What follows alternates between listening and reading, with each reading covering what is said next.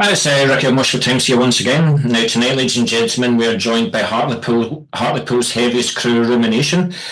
Hot on the heels of releasing their EP entitled Rumination, they must have been up all night thinking of a title for the EP for that one. I felt that was a perfect time to catch up with the band. So tonight we've got vocalist Paul, and we've also got drummer Joey. So unfortunately, guitarist vocalist Ken and bassist vocalist Liam can't be with us with this interview. So of course that means we've got free rein to take the absolute mickey out of them then. So most important, I've got to ask you, how the devil are you? Yeah, good mate. How was yourself? 2-1. Up here in Scotland, we cry for the sun and then we get the sun and it's like, no, it's too hot. So we've only got another 2 weeks of torture to go, but here we are. What about yourself, Joey? How are you doing, sir?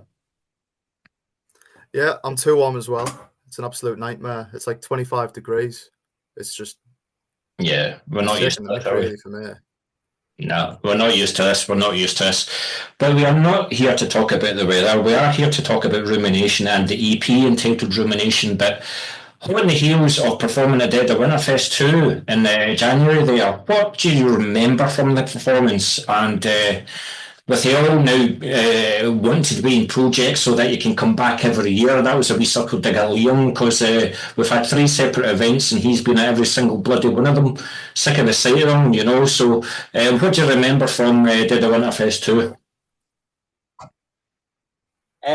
Carnage, considering we were first on, I thought it went down really well. It kind of warmed the place up well.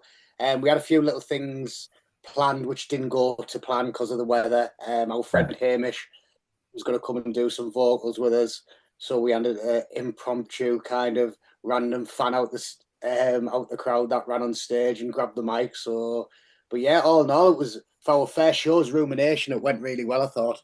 Yeah, yeah. I actually remember that guy getting up on the stage. He didn't really like.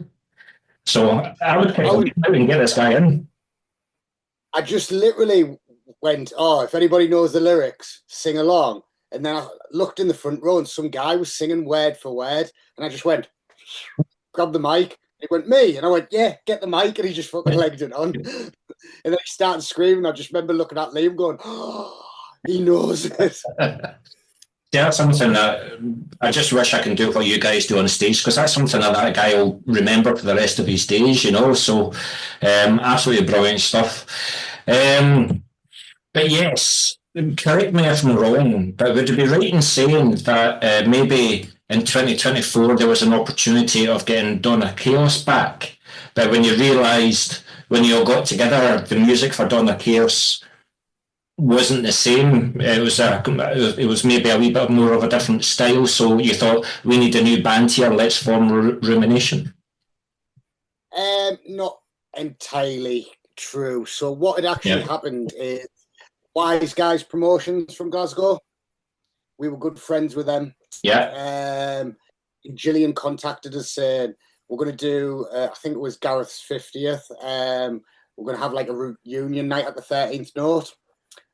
Just want to play it. Would you just be willing to get back together? Yes. So I contacted the old lineup, and we were all up for it, and we were practicing for quite a bit. And then Gillian contacted us and said, the Note shut down. We don't want to do it if it's anywhere else other than the Note. So I messaged the lads, Ken, Ben, and Dan at the time, and just said, like, look, do you still want to do something? Because we've been grafting for the last kind of nearly a year. Yeah. It'd be a shame to at least have a reunion show. And then Ben got a job promotion, so he couldn't commit to the time, and Dan couldn't do it, but they said, like, he's the blessings, like, go ahead.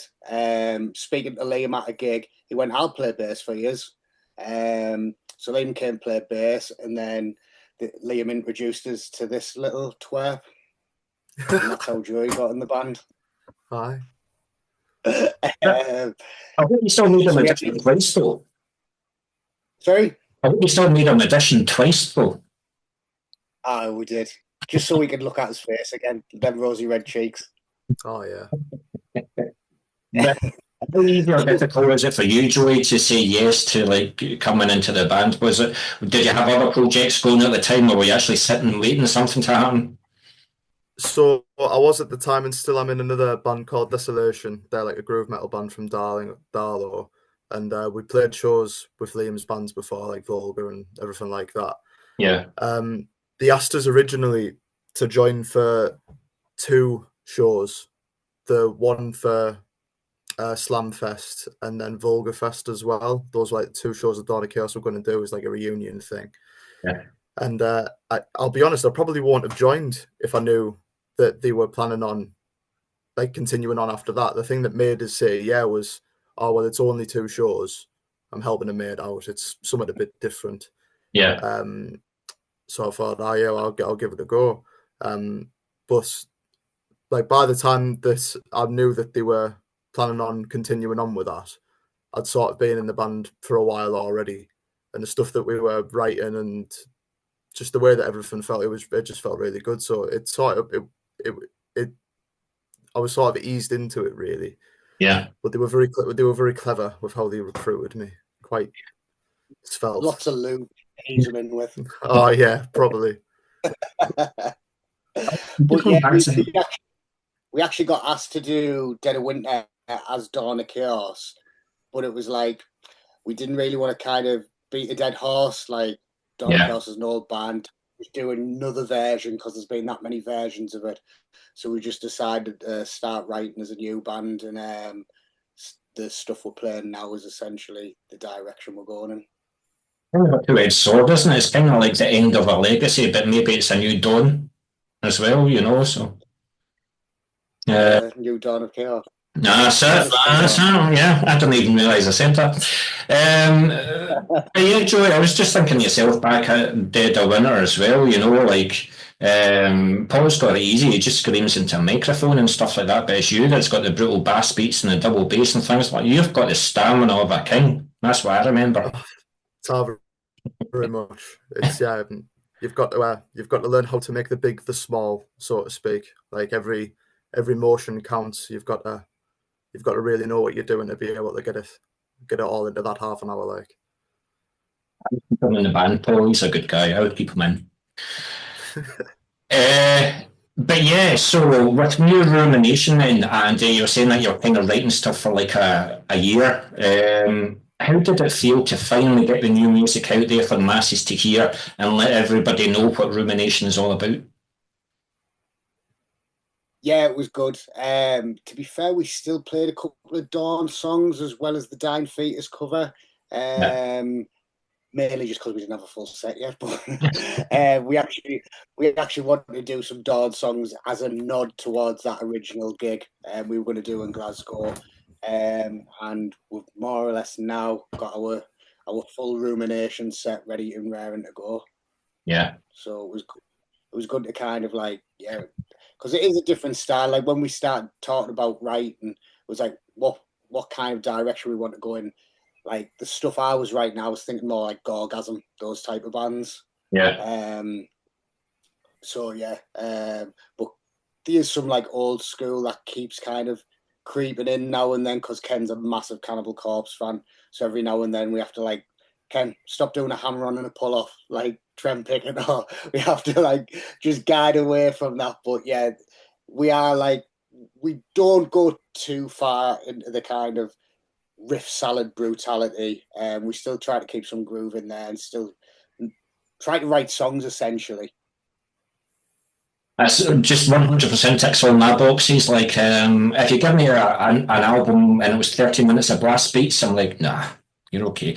I need groove, and that's what I saw on that day as well. So just keep on doing what you're doing, and more than happy to play you guys in the radio behind me as well. So, yeah, but let's get all done. But from what you just said there, and what I do know of you, it's like I'm already assuming that you guys are proficient songwriters, and imagine that you've been busy writing new material and are busy behind the scenes getting something new for the band. So, was the EP just to let everybody know that you guys are about then? So, with the new stuff then, what would you say are the subtle differences to that of like Rumination itself, or is it just more of the same, or have you tried to get more influences in?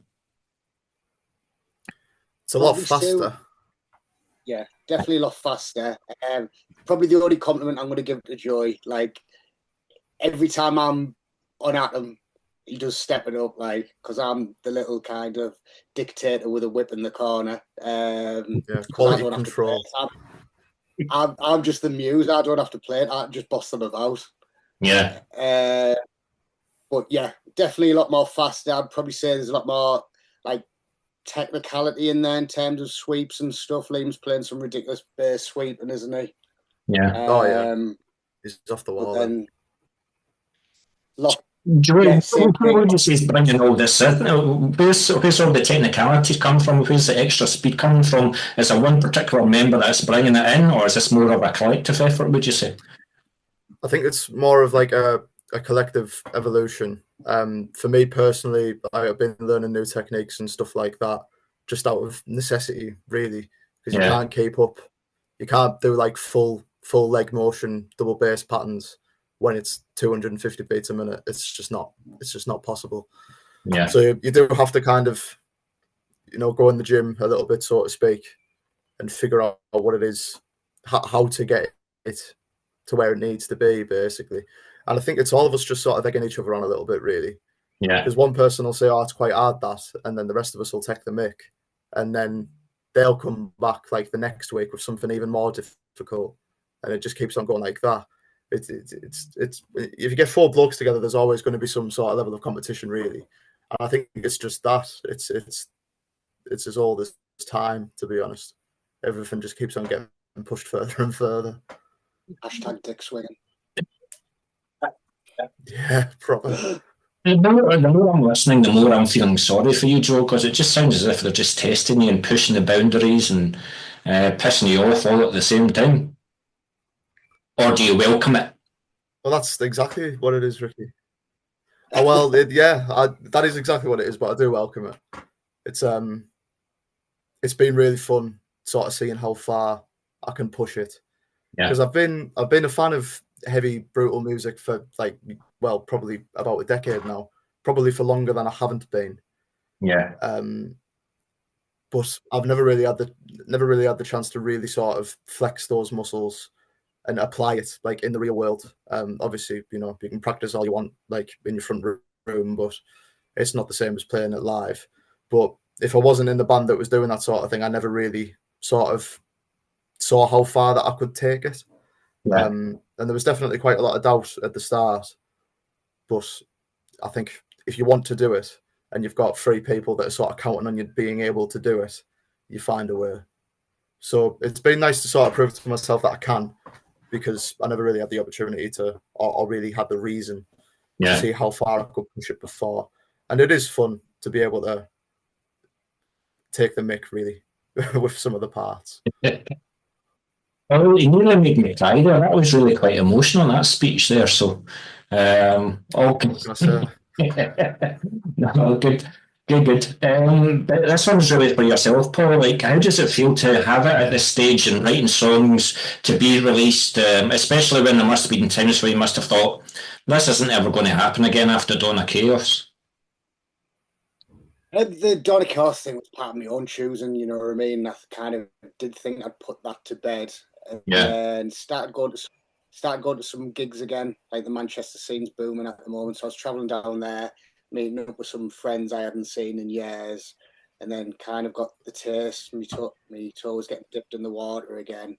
And the Dawn offer came around, and then just started really enjoying it again, just being in a practice room. Like Joey was saying, just ripping the piss out of each other and writing some good music around it. And then, it's just kind of escalated and loving it really at the moment, still doing like constantly on the WhatsApp groups, just talking about stupid stuff, what we can do next, whether it's like putting silly samples in, stupid lyrical ideas. There's always something happening. Yeah. I mean, I'm playing a lot of horror death metal at the moment. Apart from the music, one of the things I love are the samples.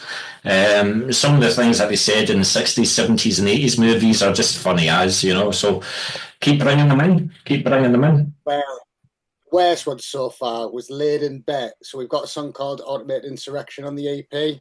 Yeah. And it's about, remember Weird Science? Yes. The film? Yeah. It's a kind of up-to-date weird science about a Tesla sex bot that kills you, essentially. So I'm literally laid in bed next to me missus on Pornhub, typing in AI robot sex porn, looking for fucking samples, and she's going, "What are you doing?" And then yeah, we've got a sample that's at the beginning of the song, and I was set. I thought you were going to say we're trying to spice up our sex life, but no, I'm glad. No. What's it say something about milky white pillow puffs or something like Yeah, that? lay your head on a milky white marshmallow puffs, I think. Oh, lovely, lovely. I'll expect to read the lyrics of this in the very, very near future. But was there ever a conversation of making this an album, or was it always going to be an EP? I mean, the reason I ask is that with your previous recorded output and things like that, you weren't shy on doing either. So it's like you've got the perfect mix of the old school and the new school. The old school, like you have the physical product, the cassette, the vinyl, the CD, you see the artwork, you read the lyrics. But you've got the new school as well, where you've got like single, couple months, single, couple months, single to keep the name out there. So was there always a chat about being an EP, or did you think about doing an album? It was always an EP because the original 2 tracks that were recorded were just for a promo to hand out as a QR code at Slamfest for the Dawn of Chaos final show. Yeah. So, like, this is us. And then we recorded the final 2 at a later date. So yeah, it was always planned to be an EP. And then the next one we're currently writing for 5 tracks at the moment. Which are going to either be another EP or a split, hopefully. No, very much looking forward to that. Maybe sounding like towards the end of the year and things like that. But I don't know if I'm wrong here again. With the Rumination EP, I don't think you release like a single, like a YouTube video or anything like that. But do you plan on doing that in the future? Do you plan on releasing a single before the EP release itself? I'm more in the old school with CDs and stuff, so I'll leave that to the youngins to decide on that. Liam seems to be the one with like Vulgar and Ovulate, and that does single. Yeah. I'll just let them organise that. I don't even think we're set up on Spotify or anything yet, are we? Or distro? No, we're still all just on Bandcamp, yeah. Yeah. Yeah. So if you're not happy about being on Spotify, I don't think you would have missed like being millionaires yet or anything like that. No, probably not. With what they pay, but look, you just brought up Bandcamp there. It must be brilliant to see where the EP is being bought from and stuff like that.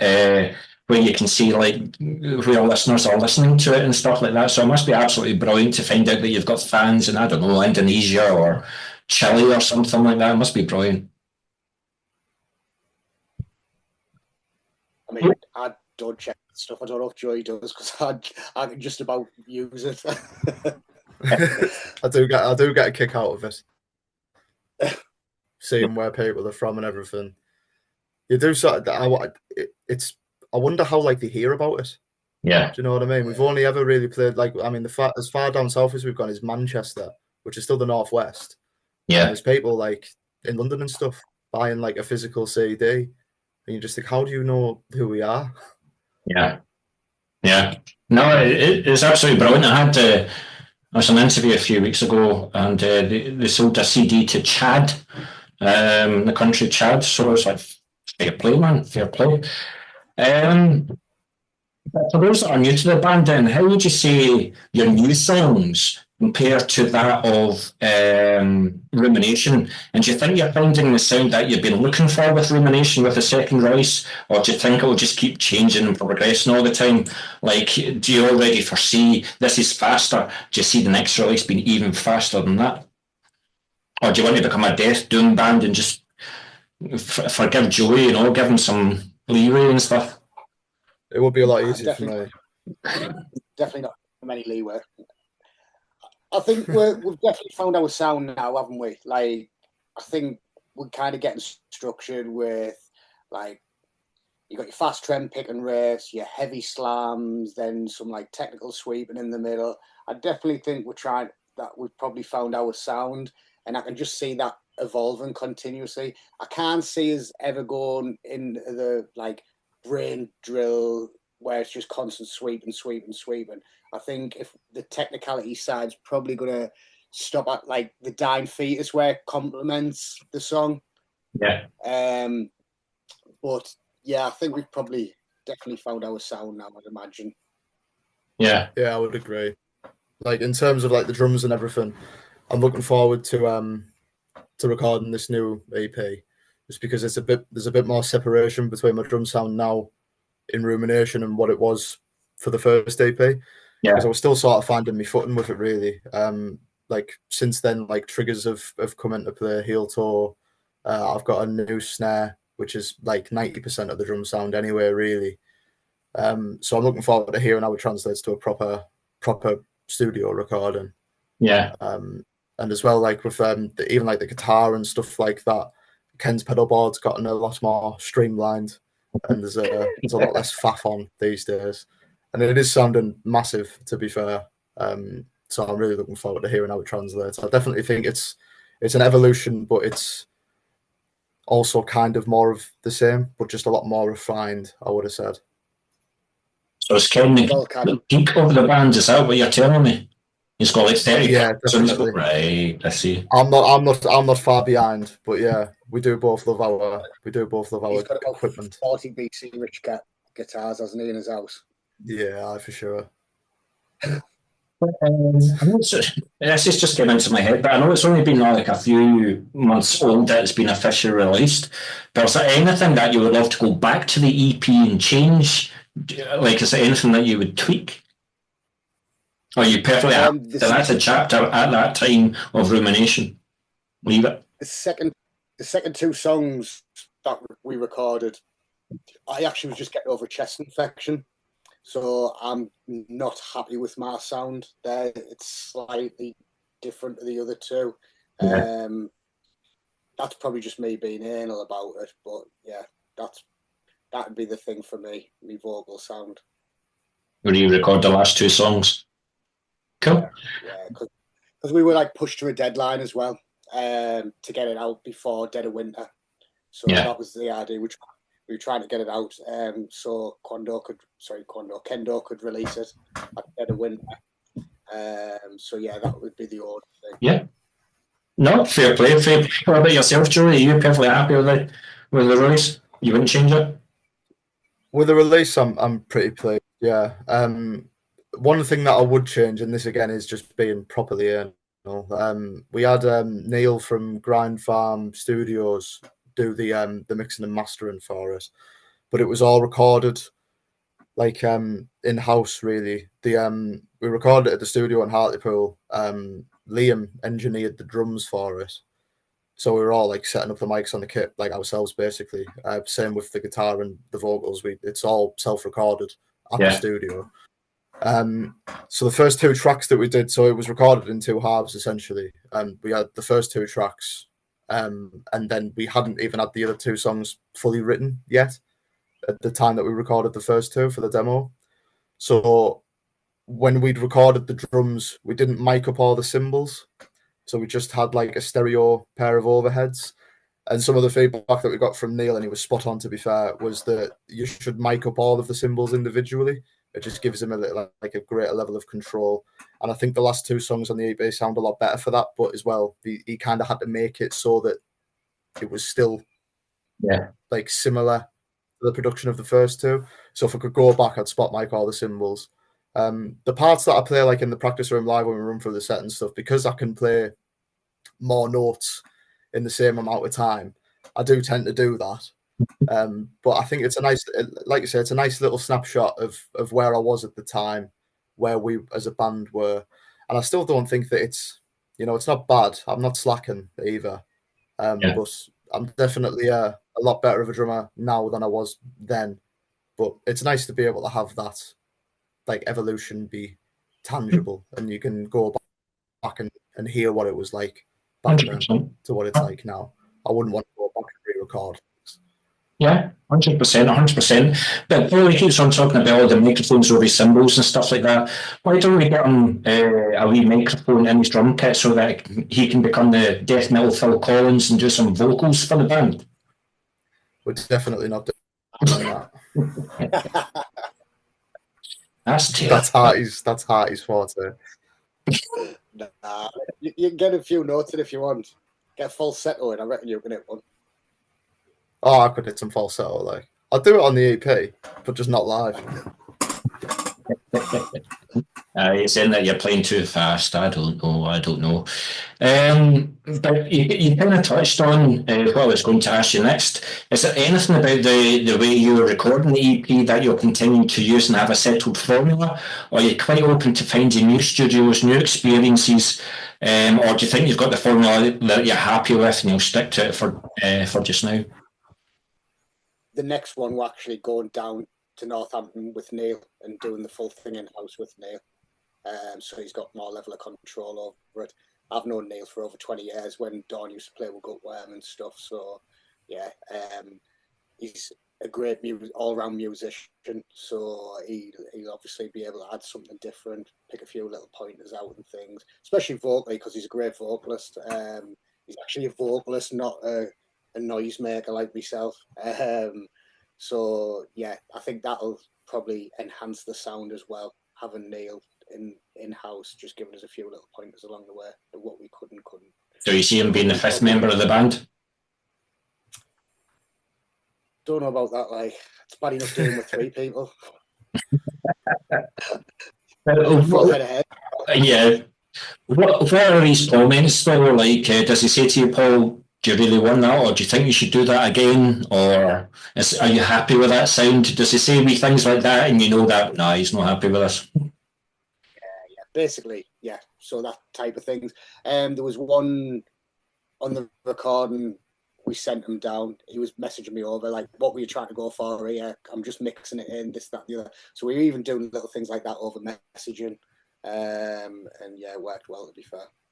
Because I was going to ask, like, how was the recording experience for you all? Was it a simple case of it was straightforward, record, and everything was fine, or was there a song that you just couldn't nail? Was it a guitar solo that you had to do half a dozen times? Was it a section that just didn't work, or was it quite plain sailing once you were in there? I think everything. Ken was unbelievable. He did everything in about one take, didn't he? Like, I was going to say, I think he double tracked like the rhythm guitar, so he had to play that twice. But both of those performances are in the song, so he one take the rhythm twice, and then I think there was like a couple of solos that he just wanted to redo. But I was in the room when he did them, and I think he was just being picky, like he gets so wound up over it as well, doesn't it? And you're like, Ken, what the fuck? Yeah. You just smashed it in one take, like, yeah, ridiculous. He is when he's focusing, Ken, he's ridiculous, to be fair. It's a shame. It's a shame that he's not here tonight because you probably don't give him any compliments in the rehearsal space or in the studio or anything like that, so you won't get to hear these.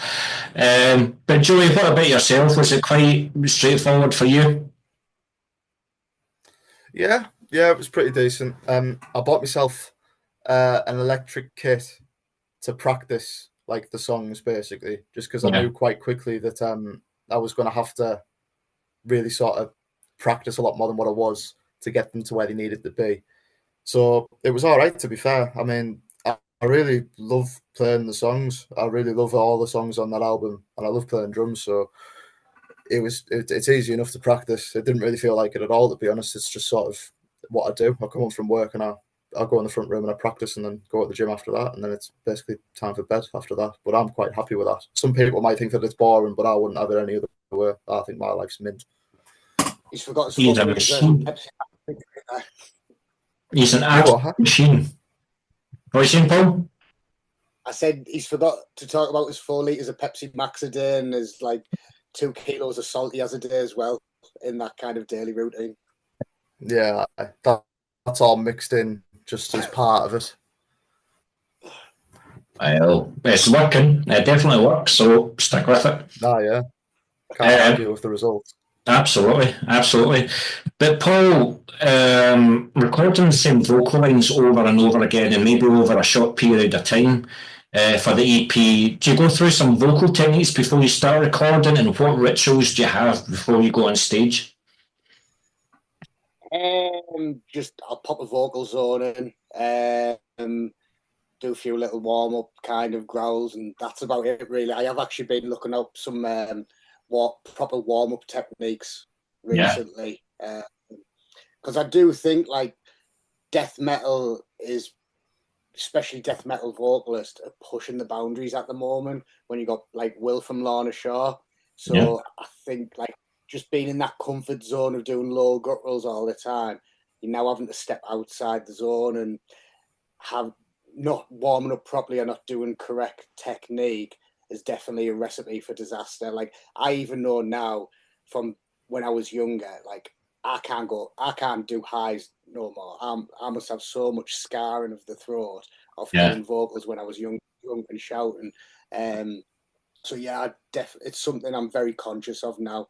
Our last gig, we got a live recording of it, and I wasn't happy with me performance because I didn't even get like a quick little warm up, didn't have a vocal zone because I was like, we put the show on, so I was rushing about doing other things. Yeah. Definitely on reflection, think my performance was hindered because of that. So I am very more conscious about warming up now. Yeah. With vocalists I speak to, like Jason from Ingest Meat, for example, he does the vocal zones, but he opened his suitcase and there was all these vocal zone teas. You know, it was like jojoba and passion fruit tea and stuff like that, you know. But he says it works for his throat, you know. But if you speak to Carl Willits of Memorial, for example, he's like, give me 10 fags and a six pack and that's me, I'll go on stage. It's all individual, isn't it? It's all personal. You've got to find out what works for you.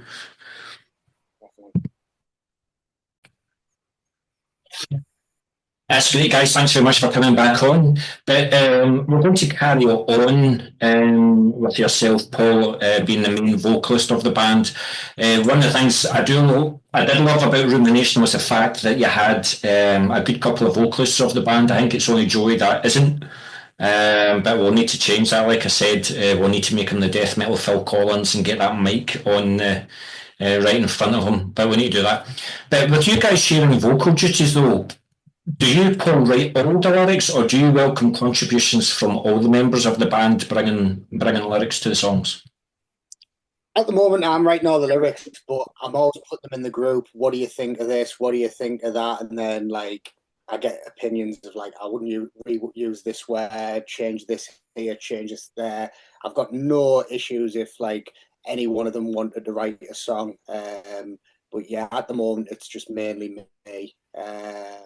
It was funny when I written the first song, I colour coded where I wanted each people's vocals to be. It was only after Liam informed us he's colourblind. so we had to restructure the way we work from there on. I think you were so proud of that as well. You'd done it on an Excel spreadsheet and all colour coded and everything. Oh my God. Oh well. I didn't know that. But I was actually going to think that Liam would have helped quite a bit with the lyrics. And it certainly seems to be. But with yourself, Paul, what type of lyricist are you? You open the door, you've always got a pad and a piece of paper with you and a pen. You open the door, you see something in the street, you take a note of it. Or do you watch a lot of documentaries? Do you read a lot of books? Or is it personal life experiences that you write about? Where do you get your lyrical inspiration from? A lot of the lyrics for Rumination have been kind of the more horror comedy type lyrics. I was a big kind of horror comedy fan. Films like, I remember seeing Army of Darkness at an age I shouldn't have been watching and was hooked. One of my favourite bands, I've said this multiple times in interviews, is Gore Rotted. Obviously, they were the kings of the horror comedy kind of lyrics. I think they even got nicknamed the Mac Lads of death metal. So, yeah, I mean, there's some kind of more serious lyrics, but still in the kind of serial killer range. Exhume the Remnants is about Jeffrey Dahmer. So stuff like that is kind of generally the go-to. And then what I did for those lyrics is I'd like do loads of research around Jeffrey Dahmer and then start putting things together and trying to fit it to the music. Like, we'll demo the songs, the lads will give me it. I was just watching Jamie Jaster on the Gaza podcast and him talking about, like, I can't remember the term he uses, but like he hums stuff. The amount of times I'll like be sending these lots of voice notes of me humming riffs and things like that. Right, this is what I want this part. I know what I mean now, But it's the same with lyrics. It's the same with lyrics. I'll just go in, I'll kind of grunt over what they've written, and then I'll go away and try to fit like the words and syllables into those places, which is the more harder part, I suppose, trying to fit it in those exact slots. Yeah. Well, a couple of points. Jason, again, former vocalist of Ingested, he goes on about rap. He said, and if you're a good rapper, you always end in the best line of the whole song and stuff like that. So what he does is he gets the last line of the song and then he works his way up. Is there any wee funny things that you do with your lyrics? I don't know, or do you intentionally write, right, I'm going to do a verse, right, I'm going to write a chorus now? I have a structure, but like I might write the pre-chorus at one point because I've got an idea of what will fit there. Then I'll go and do a couple of lines on the verse. I'm a little bit all over the place until it fits the pattern I want it. Yeah. And then John from Colpo gave me a website. It's like rhyme.com or something like that. You type a word in and it brings up loads of different like words that'll rhyme with it. So then you can like ping things out. I'll use lots of like synonyms and stuff like that if I want to kind of change the word ever so slightly. So yeah, that type of stuff I use really. Cool. And with Liam also contributing lyrics then, is it sometimes difficult for Liam to portray how he wants you to sing them?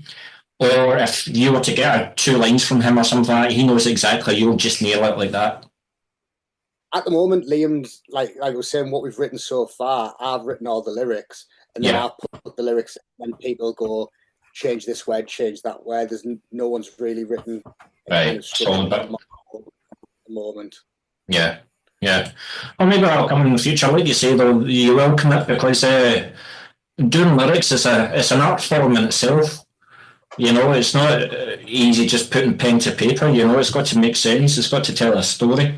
Because at the end of the day, you might get punters singing down in the front and getting them up on stage. So you do actually have to have lyrics for them to sing to. But that moves on to my next question. Like, so how are the songs constructed within the band? Are there the main songwriters within the band, or do you feel that everybody has a part to play in making the EP a more collaborative effort and elevating above everything that you've done previously? So I'm now thinking of like the new songs that you write. Do you feel it's more a collaborative effort than ever before? We all have our kind of own different ways. So Liam's very structured. He'll have something planned out and loads of riffs pre-written and he'll tab it out. He'll upload it to our Google Drive. He'll bring it in the practice room. And he'll be very meticulous in what he's doing. Yeah. I'm a little bit more like I'll write a riff badly on the guitar because I'm not as kind of proficient as the rest of the lads. I'll send a video to Liam. He gets what I mean straight away, and then he writes it better for me. Right. Or I do my little humming. Whereas Ken's just an absolute freak. We'll be in the practice room. He'll just start playing something. We're like, what the fuck was that? He's like, don't know, just done it now. Ken just jams stuff really well, and it seems to stick. Yeah. That's my opinion anyway. I don't know if Joey's got a different feeling around it. No, not really. It's spot on, to be fair. So, like, a lot of, like, what we were on about before about, like, trying to make sure that like the songs didn't end up just being like riff salad and nonsense, really. That is sort of how they all start out. Because they all just are like, we'll come to like the practice room. I've got like a little audio interface and we record like different like ideas and stuff. Yeah. And we sort of try and use that to kind of piece together a bit of a structure. But for the first two like sessions of writing like one song, it will just be like the 6 riffs. They're all in different time signatures. They're all like 40 BPM apart from each other. And the challenge then is how do you sort of bring it together and bind it so that it's not just a complete mess. Yeah. We keep somehow seemingly, you know, keep doing it. So it's working for the time being. But yeah, it's definitely a bit of a chaotic process, certainly to start off with. But once, you know, you get like the basic structure in place, things really start to come together, like sort of like third, fourth session and everything. Yeah. We've been weekends quite a bit, haven't we? And just recording stuff on your interface in Ken's house, haven't we? And then when we've got something, then we take it in the practice room. Yeah. Just another wee point, like with everybody having like different musical tastes, like how do you like negotiate what goes in and what goes out of a song? Is there like a moody one of the band? Like if the three of you guys went to Ken and went, nah, it's not happening, mate, would it be all right with it? I'd say that's probably one of our strengths. We don't get offended. Like if somebody goes, "That's shit," we're all going like, "Oh, you're right," and we'll take it out. Like nobody's actually spat the dummy out yet, surprisingly. Yeah. Yeah, it's like I would say that's probably one of the strengths of the band. We don't get offended by anything. So there's been loads of stuff that made the cut, or there's loads of stuff that's recorded on the Google Drive waiting to be used at a later date, you know. So yeah. But with yourself, Paul, saying that you write riffs really badly, I bet it's you though that writes the riffs and sends it to everybody at 4 o'clock in the morning, saying you should listen to this. This is my best riff yet, by the way. Probably, yeah. How are you going to do that? It's usually on a Sunday afternoon or something when I'm sat around, like I've finished doing some work or something. I'm bored and I just pick the guitar up next to me. There you go. But there you are, ladies and gentlemen. You've got the Rumination tape there released through Macho Records. So, how did that come about? Were you like, did you get like a couple of offers, but you just went to Kendall saying like we want to release it through yourselves, or did Kendall get in touch with you? How did it come about? How did the release come about? When we got the first two tracks recorded, like on the QR code, I was just sending it about to some friends, and I sent it to Kendall, and he was like, "What he's planning on doing with it?" And I was just like, "Probably going to record 2 more tracks for an EP." And he went, "What do you think about me releasing it?" And I was like, "Yeah, of course, mate. Like, we've not even played a gig yet, and you're offering to do that, so more than happy." That was your first gig, wasn't it? Dead Honour? Yeah. Dead of Winter was our first gig as Rumination, yeah.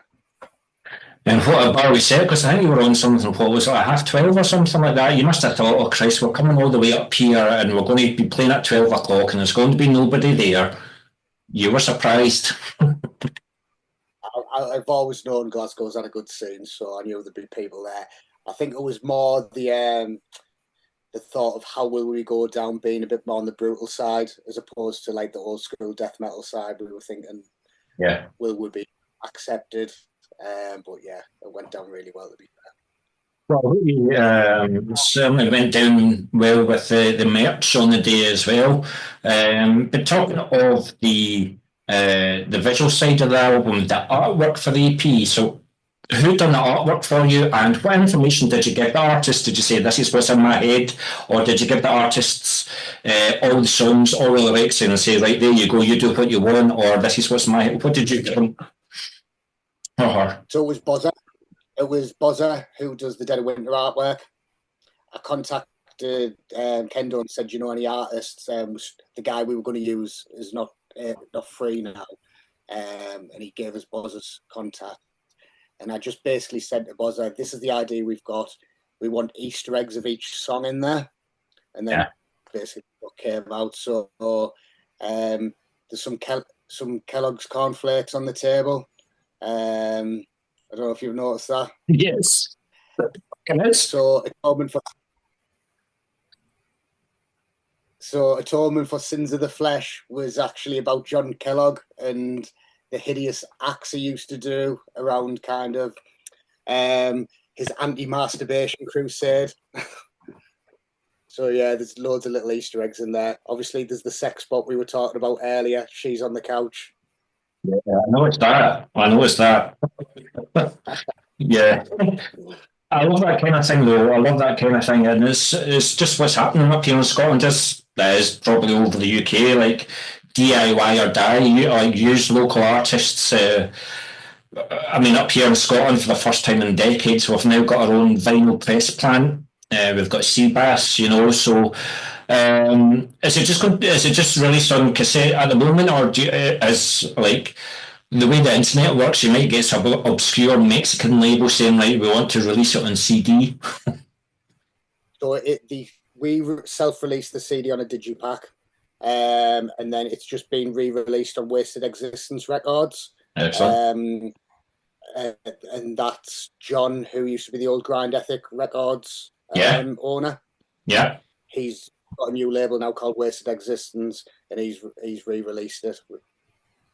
Oh, yeah. And continuing with the visual side of the EP and all things Rumination there, has there been talk within the band about showing your faces on YouTube and getting a video out there for everybody to hear, just another source of Rumination material? Have you thought, would you go back and release a song for the EP, or would you think that this is going to be for the next release? Or maybe look at a video? I'd probably say the next release. Would you, Joey? Yeah, for sure. I think just with the pace that we've been working since we've started, really, it's just been a constant stream. There's never really been a point where it was like, I mean, we had a bit of a break over Christmas, like as you do. Yeah. But like, really, since we have been Rumination, it's just been full steam ahead, really. So I think as well, there's been quite like an uptick, just like in our ability and how we've gelled together, like the songs and everything. And so I don't really think that we would really want to go back and revisit one of the old stuff. Like we love the songs for what they are. Obviously, we still play them live. We'll stand by them. But I think the ship's probably sailed for like a video or something like that. We'd definitely be considering it for the new EP. Is there like a visual person within the band? Is there somebody saying, right, this is what we're going to do? We're going to go into an abandoned warehouse, or we're going to go into the forest with the lights down? Is there somebody in the band that's got ideas for a video, or we'll just see what happens? Probably say what's Party's your man for that, I think. I reckon I will probably have stupid ideas and they'll tell me no. Good stuff. Good stuff. Like, do a black metal parody is all running about and participating in the local woods in my house. Great, right. But listen, guys, I've only got like 2 more questions. I really do thank you for the time that you've spent with me tonight, and I wish you all the success with Rumination. But we are going to talk about the set list because you are still playing it. We don't have anything officially recorded yet. I don't know whether maybe if you've got a gig next month or something. In fact, we'll talk about gigs first. So you played Dead of Winterfest. What other gigs do you have coming up in the near future for Rumination that you're allowed to say? So it'll be getting announced this week. We're doing the Newcastle Day of the Convulse tour. Cool. That's going to be huge, by the way. That's going to, I'm sure every gig of that tour is going to sell out, you know. That's huge. We're playing with Pyrexia in Manchester. And again. And then we're also on the pre-show of Offalfest. So Offalfest's got Skinless, Internal Bleeding, Defeated Sanity, Putridity. So yeah, that's another good one. And then we're playing with Colpocolysis and Impurist in Hull. Cool. But see, from like a fan's point of view, we look at you band members. Like, this is how I looked upon band members, as like, why would they want to talk to me? I'm not going to say hi to them or anything like that, because I always presumed you're like 7 foot tall, or you've got like an aura about you and stuff like that. But how do you feel like when you're going to play same gigs as, say, for example, Defeated Sanity, or some of your idols are playing the same stage as you guys? How do you feel when you see them? I've been pretty lucky at the people I've met have just been sound like the ones I looked up to. So Donny Kors played a gig with The Great Deceiver in our hometown when I was about 18, and Thomas Lindberg was the vocalist. So I was like starstruck there, and he was the most down-to-earth guy in the world. So I was pretty lucky in that sense. And they're just people at the end of the day, you know, like, they can be good people or they can be dicks. Like, if they're dicks, you just bother with them again. Like, if they're good, obviously have a beer with them and a bit of crack, and that's it. But yeah, they're just people at the end of the day. Exactly. You're all music fans yourself, you know. So if you talk about music, then That's it. I very, very rarely came across people with egos. Um, I was going to mention Glenn Benton, but never mind. But yes, because he played Glasgow, right? I mentioned it. He played Glasgow, and he just looked. I don't want to be on a stage, and there was no banter with any of the fans or anything like that. That paid. I've seen Deicide like 3 or 4 times in Glasgow, and that was the first time I saw Glenn Benton in Glasgow. So I was really looking forward to it, and there was no camaraderie or no nothing, and it was all because he didn't get any weed. But never mind, that's beside the point. So going back to my question then, because you've only released the EP, you've got a 30-minute set. What is the one track of the EP Rumination that you're looking forward to playing the most, and why? So it might be fourth in the set list, you might be playing Dying Fetus covers or whatever like that, but then you're going to play your favourite song off the EP. So what would it be? I'll go off with you, Paul, first. Exhume the Remnants, the first track of the EP for me. We open on that one. I think it just highlights everything we are as a band. It's got the fast technical riffs, it's got sweeps in there, and the chorus has that kind of proper groovy slam riff in there. So I think that's a good showcase of what we're about. So it's going to stay in the set list for a while, yeah? If I would say so, if I had my way. Well, I might get voted out. And I'm going to give the platform to you, Joey. What's the song off the EP that you like playing? My favourite off the EP is Atonement, which we usually end with, or we have done for the recent sets we've been doing. I just really love it, to be honest. I think it was the first song that we wrote as a band, as Rumination. That's the one about Johnny Kellogg. And yeah, so it's. I think it's just got a lot in it that I like. I think it's a bit more groovier than Exhume the Remnants. I think that's probably why I enjoy it so much, because that is like the first, like, the direct crossover from me being in a groove metal band for like 5 years to then go to like a more brutal death metal band. There's still quite a lot of like hangover from the stuff that I was doing previously, because it's what I've been doing for so long. Yeah. Obviously, it's a lot more fast and technical, and there's blasts pretty much all the way through it and stuff. But that's sort of by the by. But I definitely think that it's a really bouncy and groovy song, especially the ending. And yeah, it's probably my favourite from the first EP. It's my favourite song in the set. Well, it's got a wee drum solo in it. Oh, look at me. I've just thought there, like, see, when you're doing your first ever video, you'll need to bring your Easter eggs into the video. So, for example, you can hack and slash people, and then you're going to sit down at a table and eat Kellogg's cornflakes after you've done it, But the best videos that I've ever seen are Extermination, Dismemberment. You have to watch the trilogy of those three videos. Absolutely stunning stuff. They tell us, just stunning. You have to watch it for your slam brutal death metal from Belarus. Brilliant. But this is probably where I'm going to start another 40-minute segment of this Zoom interview. Like I say, it's been an absolute pleasure doing this for you, because we're now going to talk about the musical instruments that you used for the recording of the EP. So we'll start with yourself, Joey. What's your drum setup? What's your snare? What drumsticks do you use? What weight, etc.? So I've got a Pearl Export kit.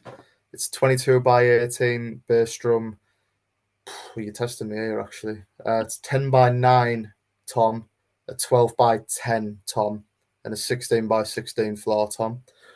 The snare drum that I used on Rumination was a 13 by 3 tiume piccolo snare. I think it's steel.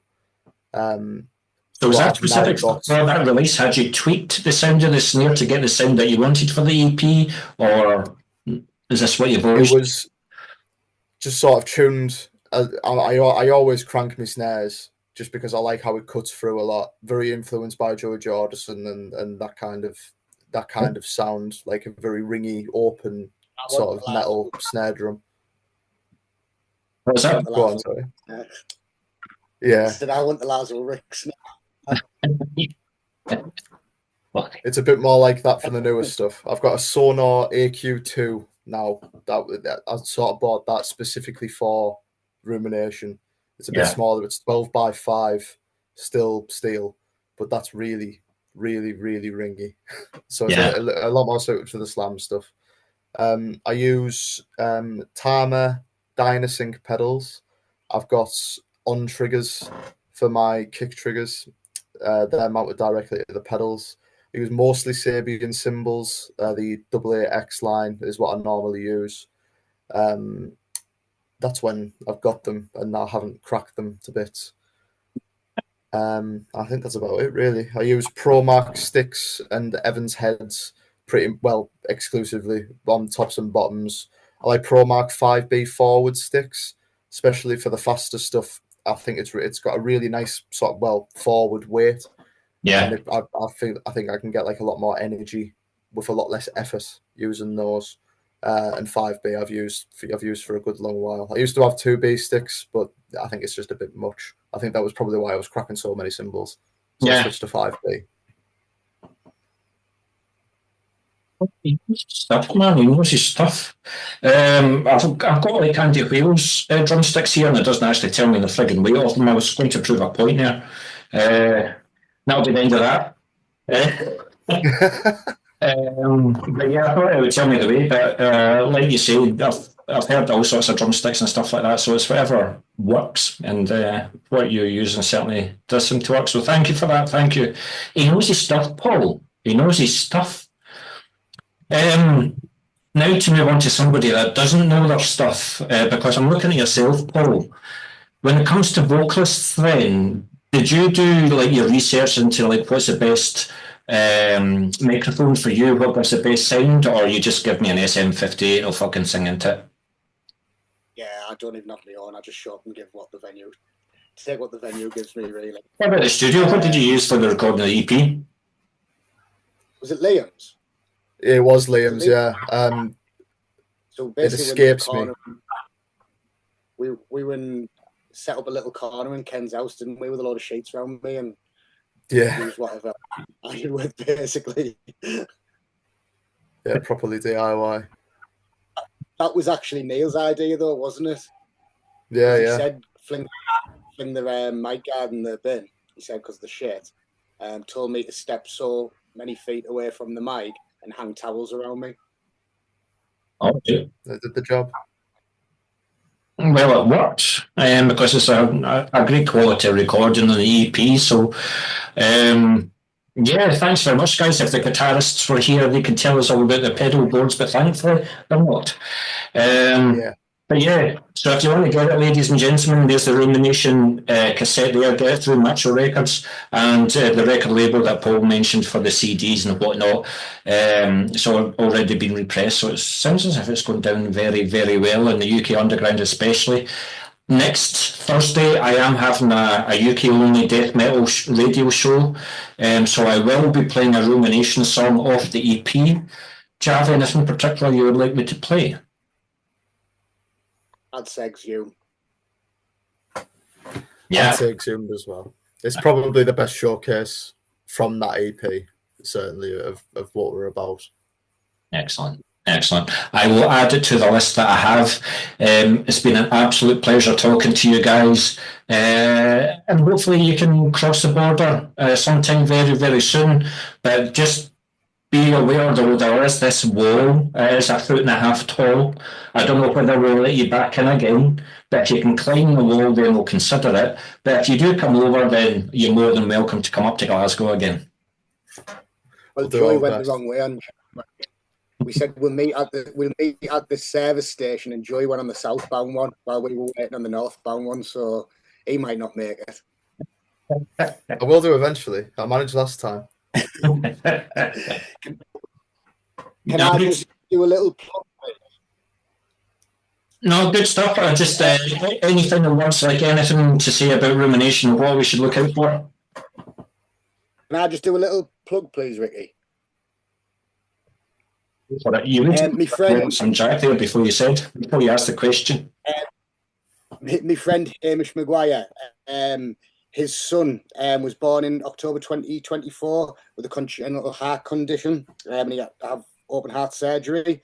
So Hamish is putting a gig on. It's a bring your own booze called Sick Music for Six Kids, and it's all money's raised for the PICU at the Royal Hospital for Children in Glasgow.